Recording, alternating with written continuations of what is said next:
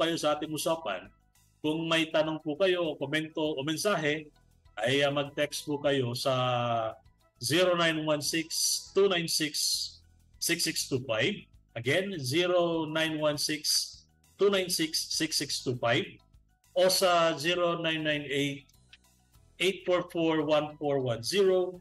Again, 0998-844-1410. O kaya ay mag-comment po kayo. No? Mag-comment, magpadala ng mga mensahe sa ating Facebook page, ang DXAS Facebook page. Ay type nyo lang po yung 1116, no? DXAS Your Community Radio or 1116 DXAS Your Community Radio. Yan po.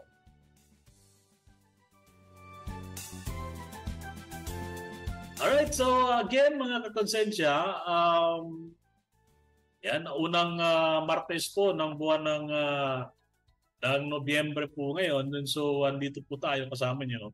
And again, so what we have said a while back that the month of November, we are having this observance, no, of the National Children's Month 2025. Yan. Again, yung tema po for this celebration is OSA-X CSM, wakasan. No? Wakasan na natin yan. No? We have to fight online sexual abuse and exploitation of children and other materials, no, that are abusing children. No? Wakasan na natin yan because kaligtasan at karapatan ng bata dapat nating ipaglaban. At as also, we also mentioned that the Commission on Human Rights came up with a study, no, a research, and came up with a human rights situation report addressing online sexual abuse and exploitation of children or OSA-X. Yan. So, panawagan pa rin po natin sa mga kakonsensya natin na ingat tayo kasi lakas-lakas po ng ulan sa mga oras na ito dito sa area natin. Now, going back to our program, there are international and domestic laws against online sexual abuse and exploitation of children. Number one of those, we have the United Nations Convention on the Rights of the Child. No? The Philippines is committed to protecting children from all forms of sexual exploitation and abuse. Now, this commitment that we have, no, was strengthened in 2002 when the country ratified, the Philippine government, ratified an independent protocol against the sale of children, child prostitution, and child pornography. And in line with this, we have this Republic Act, Republic Act 11930, or the OSA-X, empowers the Commission on Human Rights as part of the National Council addressing online child abuse.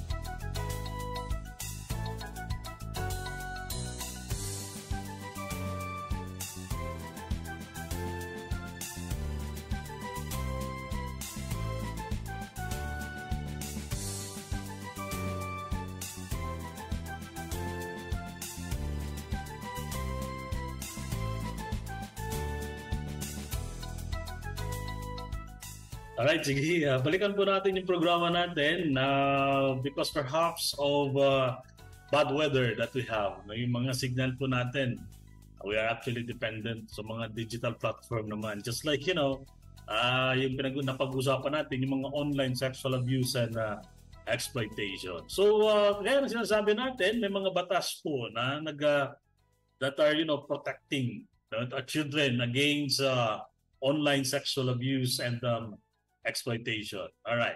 So, yan, may mga batas tayong pinirmahan, yung mga protocol against sale of children and child prostitution, no, mga child pornography na yan. And we also have Republic Act 11930, no, ang anti-OSAE, yan, na nabibigay din ng kapangyarihan sa Commission on Human Rights bilang parte ng National Council, no, para po tugunan yung mga online child abuse at saka gumawa ng mga programa na that will going to prevent exploitation and support the recovery and reintegration of child survivors. Yan. So ano pa ginawa ni CHR? From September to November of 2023, like 2 years ago, no? The Child Rights Center of the Commission on Human Rights went to the field. No, ang ginawa nila, they went to the field to study the growing problem of online sexual abuse and exploitation of children. Saan sila pumunta? Pumunta po sila, they visited Cebu City, no, and Baguio City, no, where they talked to child survivors. They spoke with community groups and government officials, no, and they had their interviews with them. And also, they also conducted focus group discussion, among other things. No? They also worked with civil society organizations and review reports and online surveys. They conducted also as well, no? Facilitated an online survey. The goal of this study was to better understand the stories, the experiences, and insights of children and people working to protect them. Ano ba yung mga nakita ni CHR? Yung mga biktima po, noon economic motivations at the heart of OSAIC proliferation. Ano ba yung motivation why people are engaging in this activity? According to their study, most victim survivors belong to poor families. Yeah, they are poor, no? Kaya they engage in these activities.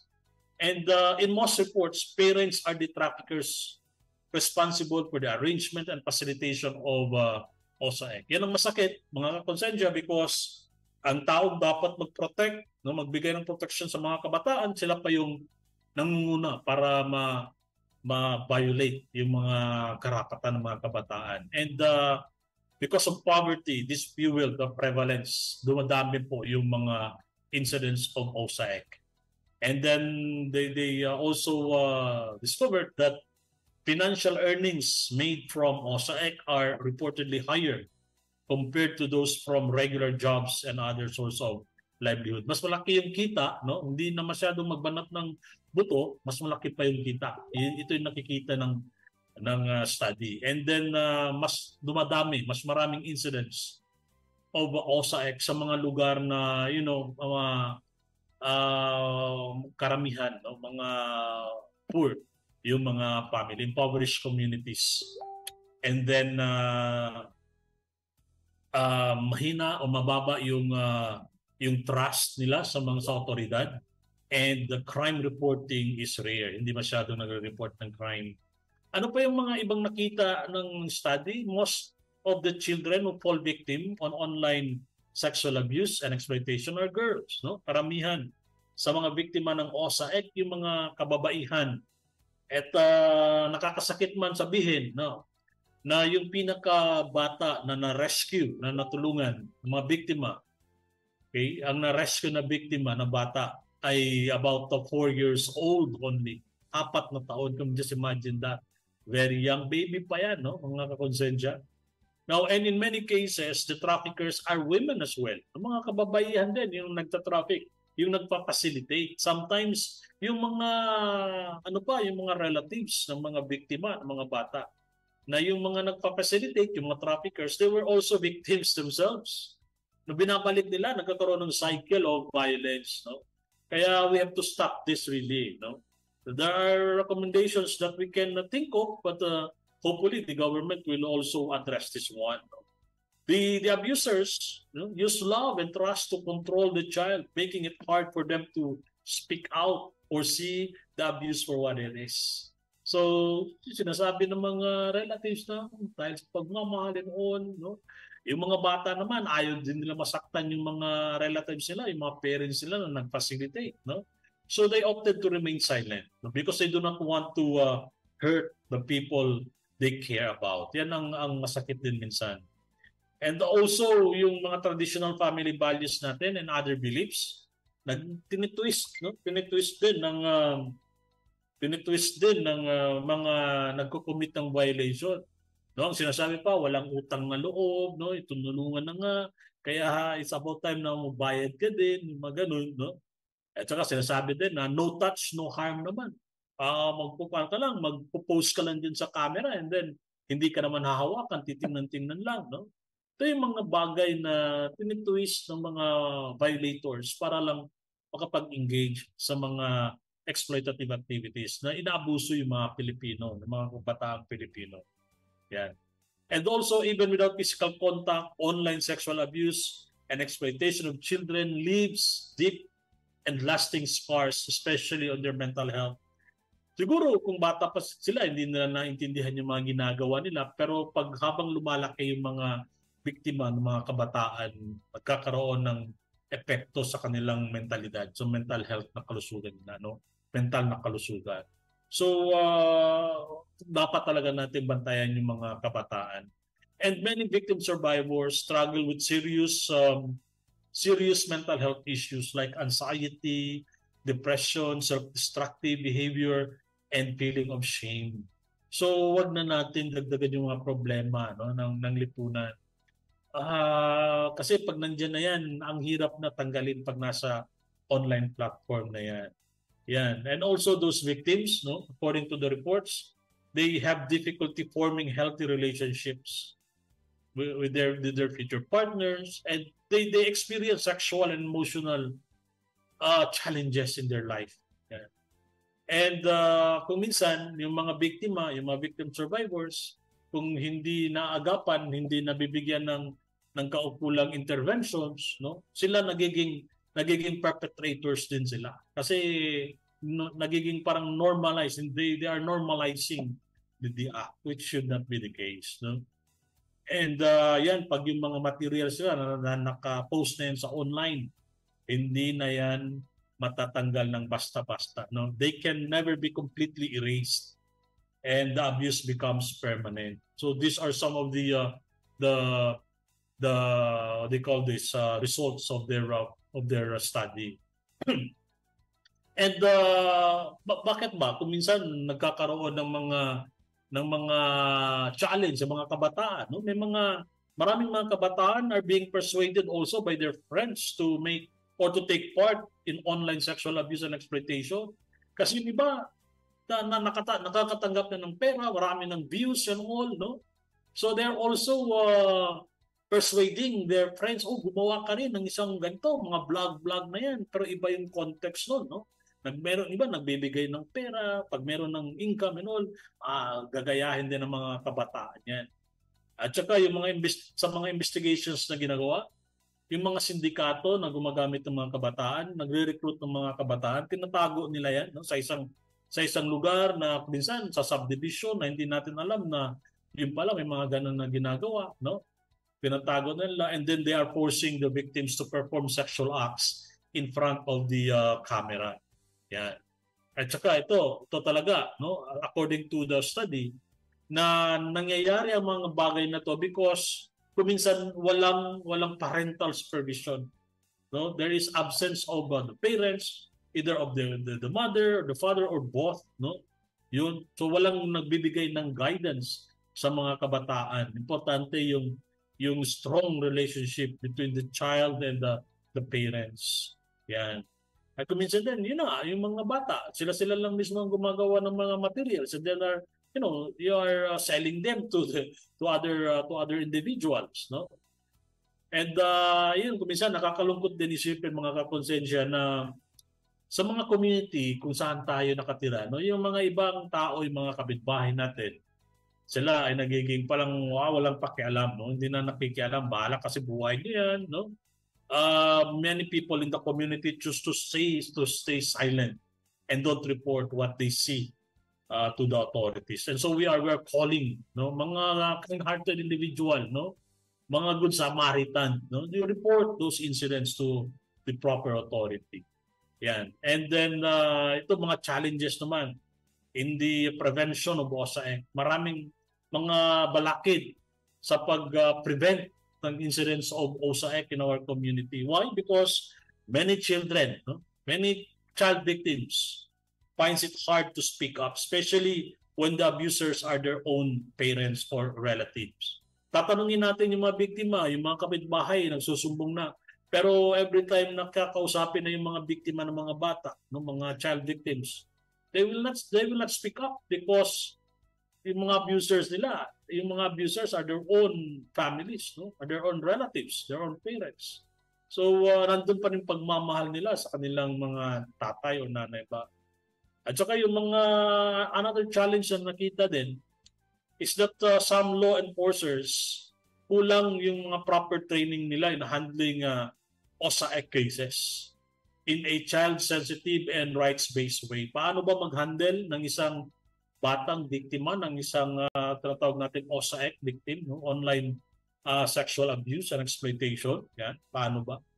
And also in many communities, mga barangay and police personnel also struggle, no, to tell the difference between OSA and other cyber crimes. Paano ba yan? Kailangan magkakaroon tayo ng specialized training for those who are service users who are, investigating and handling cases of children na naging biktima ng OSA. Yan. And yun din, yung mga pag-report ng mga kaso, no? Kasi yung mga ibang biktima, mga perpetrators, yung mga kapitbahay, nakatira sa mga lugar na malalayo sa mga police station, no? Malalayo sa mga police station. May mga piso net, they can access the internet, yes, but the distance between their place to going to the police stations, malalayo yan. Tsaka minsan komplikado din yung mga proseso, ang daming babayaran and all, no? So yun po mga kakonsensya, no? May mga recommendations tayo dito, no? Sila yung Commission on Human Rights yung gumawa ng research nito na dapat hindi natin i-retraumatize yung mga victims when handling the cases, no? Gawin natin mas madali yung pag-report ng mga violations, no? Tsaka ang pag-conduct ng child-friendly rescue operations, importante po din po ito, no? Yung mga service providers natin, bigyan natin ng mga training yan. Okay? At saka yung DSWD, mag-conduct tayo ng mga unannounced visits sa mga facility, no? Yung mga social welfare agencies, yung mga private agencies na yan, nag-handle ng mga children and all, no? Support, no? Service sa mga support. Bigyan natin ng funds, ng pondo para madagdagan yung capacity din and para masugpo yung mga cases of OSA.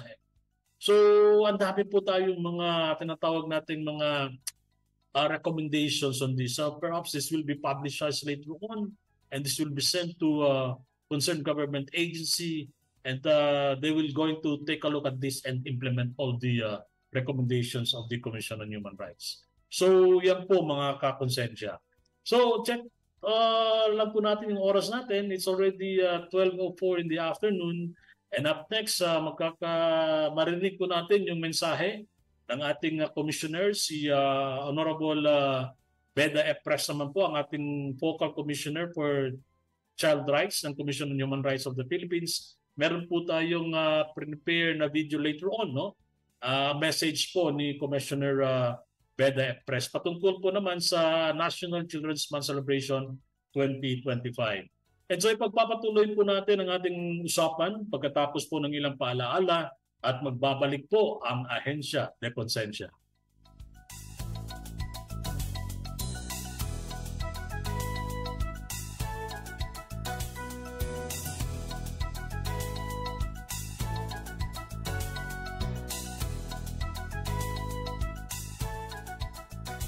maiisip mo kapag narinig mo ang salitang traffic? Mga sasakyang nagsisiksikan sa kalsada, napakabagal ng pag-usad, bumper to bumper, nakakainip, nakakainis, nakakaubos ng pasensya.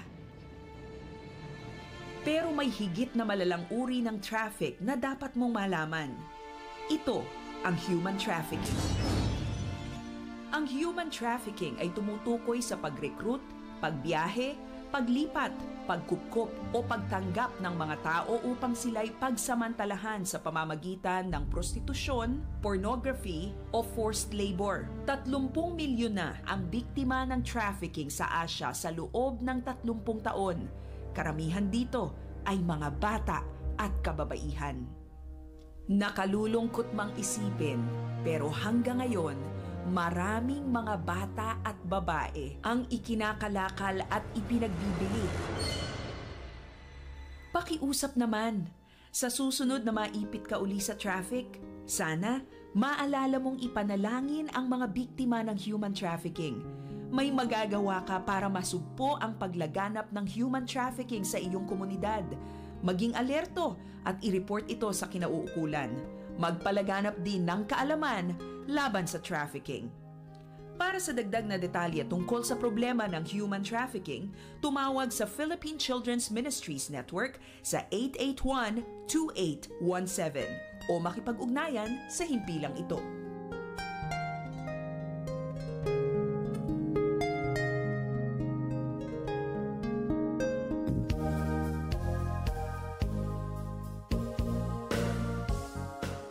Panyera, ko sa man to taase kon ese magagalamiton ta aregla to na dituyo bag. Anda ba to man camping? Panyera, ta preparayo ko na dimyo go bag. Importante especialmente na ora del emerhensya, por ejemplo ya lang si Ayman Baha, kabar nesesita kita evakwa. Tupaw to panyera, pero kosa ba debe elaman deste? Importante kita kontene dituyo go bag maga essential items como el agua y ready-to-eat comida, preferable bastante para na 3 dia. No tamen olvida con el first aid kits, personal hygiene items como con el toothbrush, toothpaste y otros pa mga sanitary supplies. Asigura que tiene tamen tu flashlight, kandela, lighter o posporo, whistle o pito, portable radio y extra batteries. Siyempre, no olvida con el dituyo mga importante dokumento. Asigura que hindi este ay muha adentro del dituyo bag. Prepara tamen con el dituyo raincoat y botas. Pero panyera, pwede ba tamin yung include sleeping bags, imanta, pati tamin magakamisa? Si, basta asigura lang tu que hindi gayod bien pesaw dituyo bag. Para libyano lang si ay kargaya tu. Sige, preparaya tamin nyo con el dimio go bag. Kay mas bueno kel kumpiyansa kita kaya prepara kita. Kontra ay asusta kita, liga na ora kay palta di aton preparasyon.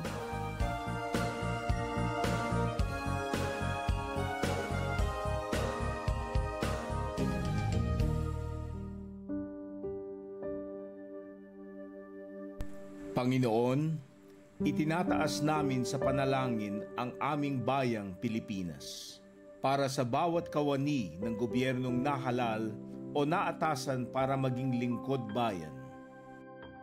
Pangalagaan nawa ng bawat lingkod bayan ang tiwalang laan sa kanila ng mamamayan.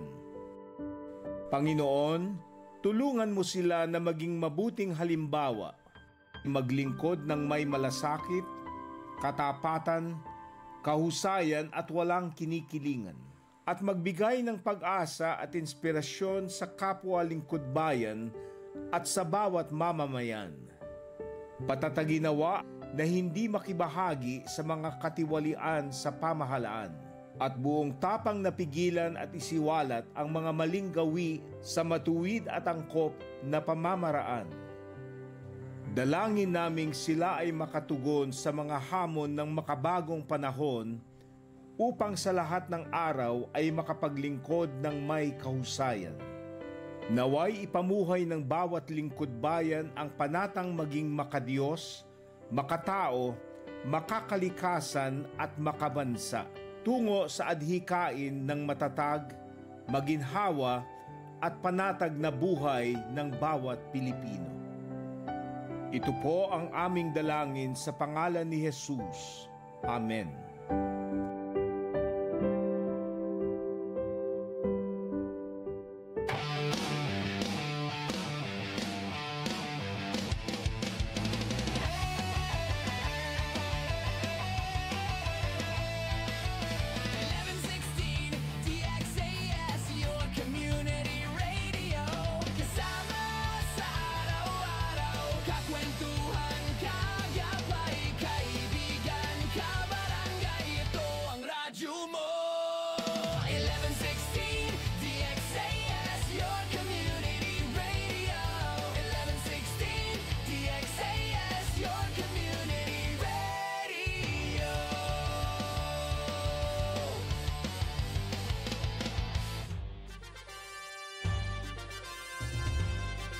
Este el DXAS FEBC, de ustedes Radio Comunidad, ta serví para conectar gobierno, privado y mga miembro del comunidad. DXAS 1116, de ustedes Radio Comunidad.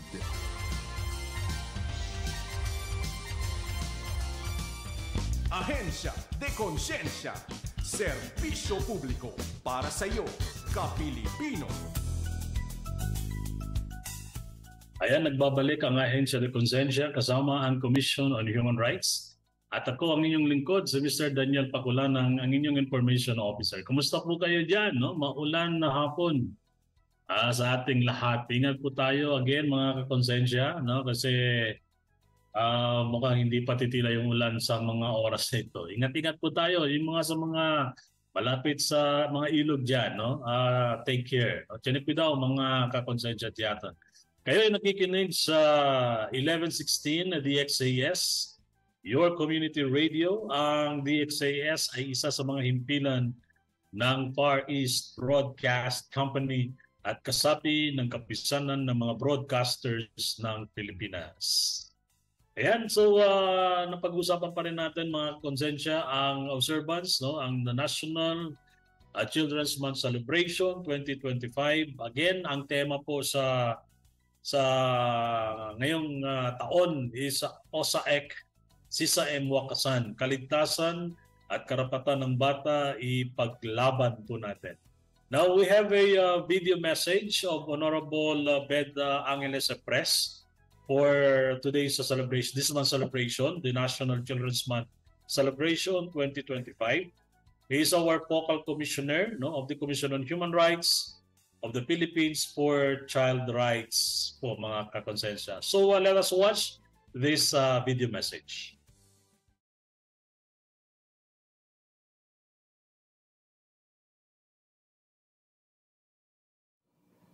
Magandang araw po sa ating lahat. Tuwing buwan ng Nobyembre, ginugunita natin ang National Children's Month alinsunod sa Republic Act No. 10661 na nagsusulong ng pagpapahalaga sa karapatan at kapakanan ng bawat batang Pilipino. Ating ring inaalala ang adoption ng United Nations Convention on the Rights of the Child noong Nobyembre 20, 1989. Isang makasaysayang kasunduan na kinikilala ang mga civil, political, economic, social, health at cultural rights ng bawat bata saan mang panig ng mundo. Sa ngalan ng Komisyon sa mga Karapatang Pantao, isang mainit na pagbati sa ating lahat na nakikibahagi sa pagdiriwang na ito. Ang Pilipinas ay isa sa unang bansa na nagratipika ng UNCRC, patunay ng ating matibay na pangako na protektahan, igalang at isulong ang karapatan ng mga bata.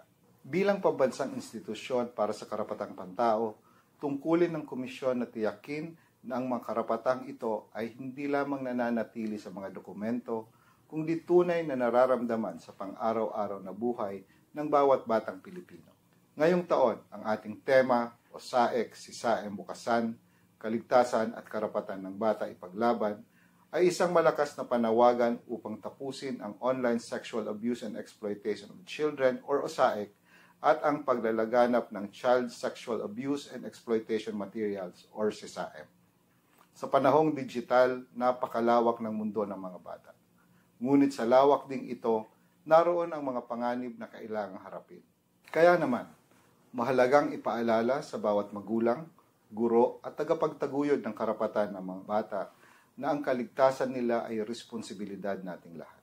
Ang buwan ng mga bata ay hindi lamang selebrasyon ng kanilang kakayahan at kabataan.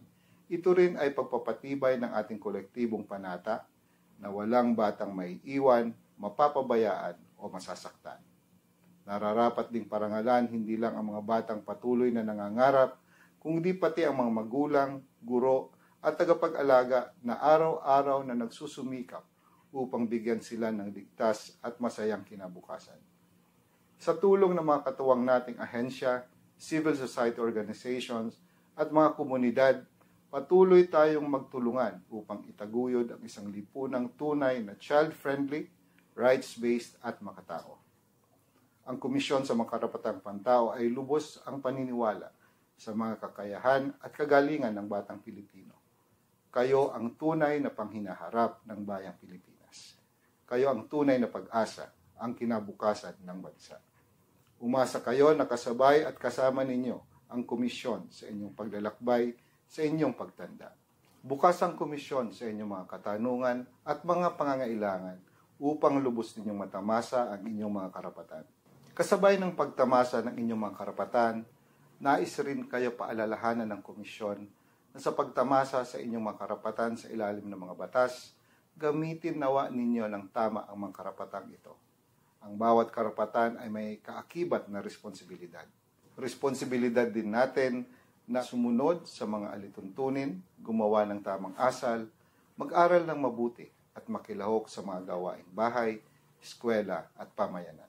At sa mga magulang, bigyan natin ng wastong pangangalaga, gabay at pagmamahal ang ating mga anak. Kaakibat ninyo ang pamahalaan sa pagpapalaki sa inyong mga anak, lalo na sa kasalukuyang panahon.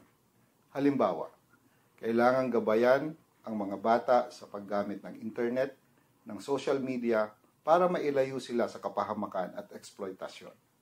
May kasabihan na ang pagpapalaki ng bata ay gawain ng buong pamayanan, subalit malaki ang inyong bahagi dito.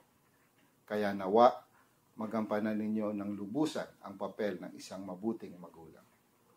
Habang pinagdiriwang natin ang National Children's Month, ipaalala natin sa bawat isa. Ang karapatan ng bata ay karapatan ng buong sambayanan. Sa bawat batang ligtas at may pag-asa, naroon ang kinabukasan ng ating bayan. Maraming salamat at mabuhay ang mga batang Pilipino.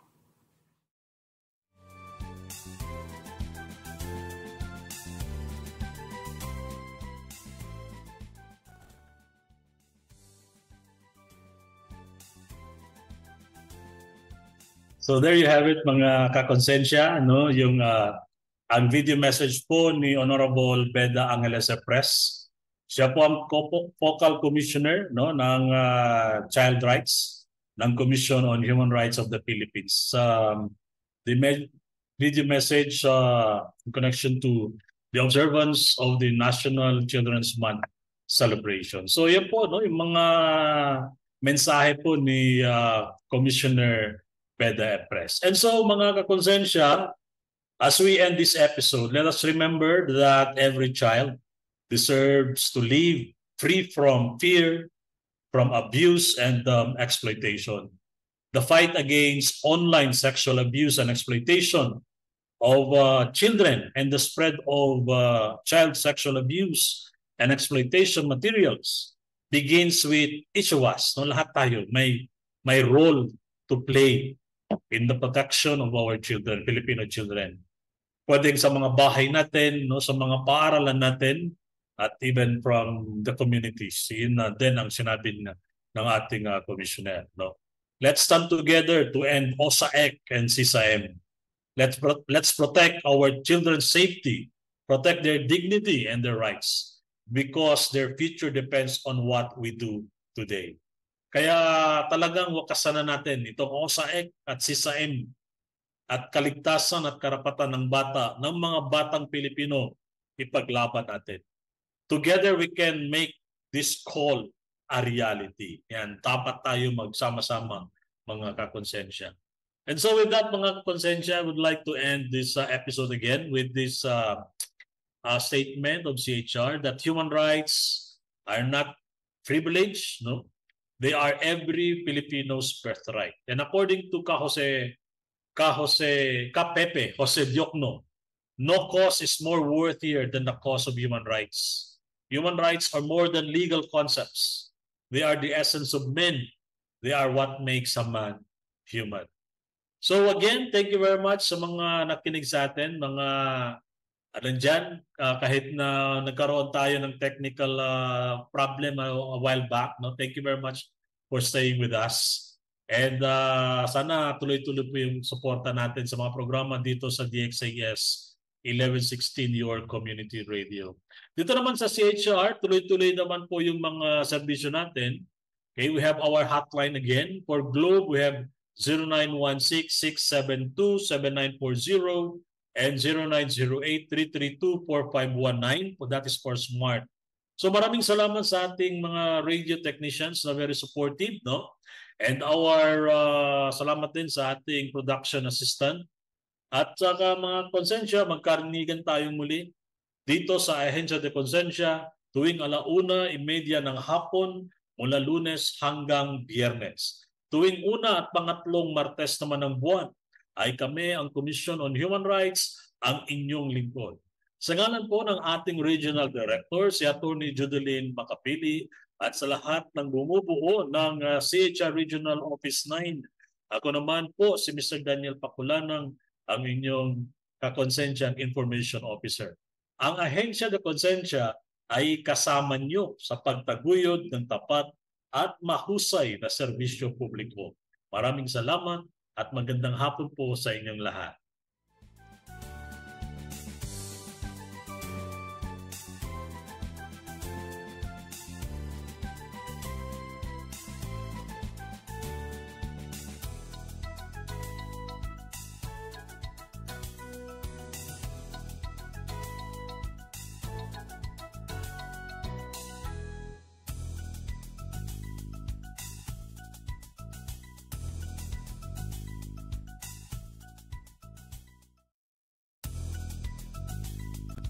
Inyong napakinggan ang programang Ahensya de Konsensya.